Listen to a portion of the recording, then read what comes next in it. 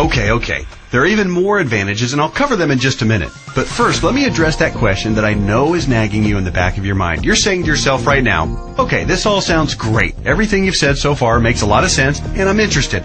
But hey, pal, what's the catch? We all know that anything that sounds too good to be true probably isn't. Hey, I hear you. Between Enron, Bernie Madoff, and the great stock market meltdowns of the 2000s, a healthy dose of cynicism, skepticism, or both is not only understandable, it's just plain smart. I'll tell you what the catch is, and trust me, it's more like 6 seconds of turbulence on your 6-hour flight to Hawaii on your personal jet plane than a catch. But first, a quick reality check. Just because you've never heard of this before doesn't mean that it doesn't exist, doesn't mean that hundreds of thousands of people aren't already using it, and doesn't mean that all of the advantages that I've talked about aren't absolutely real and sitting there just waiting for you. So, here's the 6 seconds of turbulence catch.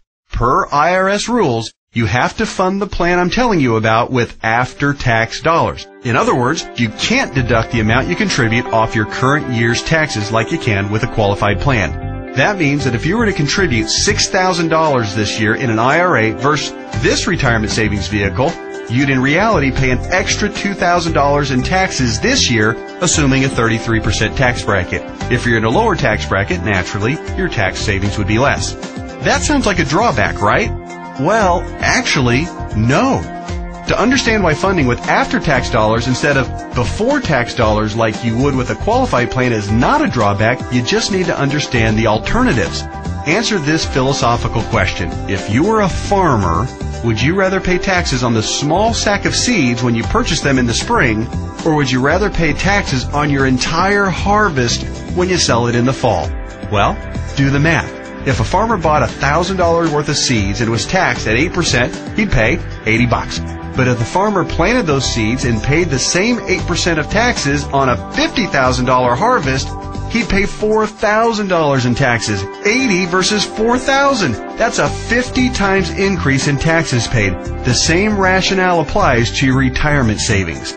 In fact, the amount of money you save on upfront taxes with a qualified plan, remember, you'd save $2,000 in taxes by making a $6,000 contribution into a qualified plan, okay? Will almost certainly be dwarfed by the taxes you pay at retirement, to the tune of about 10 times at least. Here's why. If your $6,000 grows to $100,000 over the course of the next 30 years, remember the magic of compound interest. This is very reasonable. You'll pay at least $33,000 in taxes on the harvest. We already talked about this earlier. That's $33,000 straight to the IRS right when you'll be needing it the most. Would you rather pay $2,000 in taxes right now or $33,000 at least in taxes later? It's as simple as seeds and harvest. I've said it once and I'll say it again. No wonder Uncle Sam loves qualified plans so much. It's his way of protecting his financial future. Okay. So let me go ahead and draw back the curtain and show you what the jet plane of retirement savings vehicle is. Just do me a favor and hear me out, because I'm going to admit it right now, right up front, it might sound a little, well, boring right at first. That's because it's a life insurance product called Indexed Universal Life Contract, or IUL for short. Stick with me, Skipper. Don't be fooled by any stereotypes of what you may think an IUL is. This is different than any kind of whole life or variable life or universal life plan that you may have heard about or purchased in the past. The fact is, IUL is a lot more about savings than it is about life insurance, although it does do a nice job of providing that too. Hopefully the tax advantages and principal protection advantages I've told you about are clear enough and big enough to keep you interested. But you also need to know that the IUL, when structured and funded properly, beats the pants off of any other kind of retirement savings plan in every comparison category that matters, including growth potential, risk avoidance, liquidity of funds, flexibility of contributions, flexibility of distributions, longevity of distributions, and fees. Everything. Listen, insurance companies, by law and by track record, are extraordinarily conservative.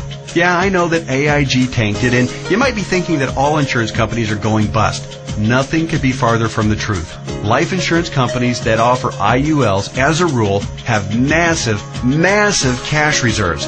One company, as an example, had operating revenues in 2008, the worst year of the recession, of $14 billion. earnings of $1.3 billion, and cash reserves at the end of the year of $12.8 billion. There's a reason people think of life insurance companies as old, stodgy, conservative curmudgeons, because they are. Their stodgy curmudgeonness is also part of the reason you've never heard of an IUL before.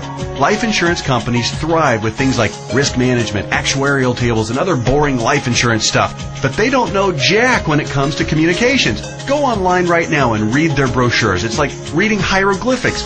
Boring, painful, obtuse, hard to understand, and that's just the table of contents. But that doesn't mean that this product, Indexed Universal Life, is anything less than magnificent for creating wealth. The IUL, Indexed Universal Life, gets its name because it's indexed to the S&P 500, which simply means that it mirrors the growth of the S&P 500, which, for your information, has returned over 9% per year on average for the last 27 years, even with all the crummy years in the 1980s, right after 9/11, and 2007 and 8. Remember that? But here's the best part, and what makes an IUL so darn attractive as a retirement savings vehicle.